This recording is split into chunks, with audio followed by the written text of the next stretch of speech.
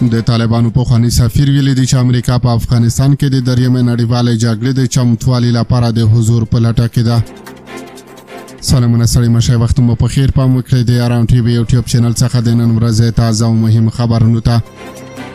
په پاکستان کې د طالبانو پخوانی سفیر عبدالسلام ضعیف ویلي دی چې امریکا په افغانستان کې د دریمې نړیوالې جګړې د چمتووالي لپاره د حضور په لټه کې ده. د نوموړي په وینا له افغانستان څخه دا ډول تمه لرل بې اساسه او بې ګټې ده. ضعیف دا هم ویلي دی چې د افغانستان په اړه د ټرمپ برداشت غلط دی. ښاغلي عبدالسلام ضعیف د شنبې په ورځ د وږي 29 پر ایکس پاڼه لیکلې تاریخ ثابته کړې چې هیڅ ځواک نه دی توانېدلی چې افغانستان له خپلې بېطرفۍ څخه د یوه لوري په ګټه وکاروي.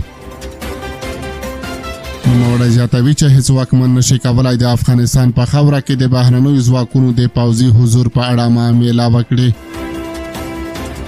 نوموړي خبرداری ورکړی دی چې په تیرو وختونو کې دا ډول هڅو ثابته کړي چې افغانستان د ورانۍ او بربادۍ پر لور یوسي. ښاغلي عبدالسلام ضعیف ویلي امریکا هڅه کوي چې په پاکستان، افغانستان او آذربایجان په ارضي کې ځان ته ځای پیدا کړي او سیمه تر خپل پوځي او استخباراتي پوښښ لاندې راولي. ښاغلی ضعیف اټکل کوي چې د دریمې نړیوالې جګړې لپاره چمتووالی روان دی او ښایي تر 2025 کال پورې یوه لویه جګړه رامنځته شي. دغه پخواني طالب چارواکي یا د څرګندونې پر داسې مهال کړي دي چې د امریکا ولسمشر ډونالډ ټرمپ د جمعې په ورځ تایید کړه چې له اسلامي امارت سره د امریکا د ځواکونو د بیرته ستنېدو په اړه یې خبرې کړې دي. ټرمپ په یوه خبري ناسته کې وویل چې امریکا غواړي د باګرام هوایي اډې کنټرول بیرته ترلاسه کړي. ټرمپ ویلي دی چې یو دلیل دا دی چې باګرام یوازې 1 ساعت لرې دی له هغه ځایه چې چین خپلې اټومي وسلې تولیدوي.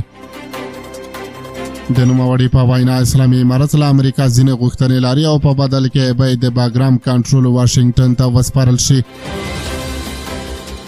خو د افغانستان اسلامي امارت دا هر څه رد کړي دي او لا د وړاندې هم ویلي و چې که اسلامي امارت په افغانستان کې د بهرنیو پوځي حضور منلی بیا یې د 20 کاله جګړه نه کوله. د دوی په وینا اسلامي امارت هر ډول جوړجاړی رد کوي او په افغانستان کې د بهرنیو ځواکونو په حضور هیڅ ډول معامله نه کوي.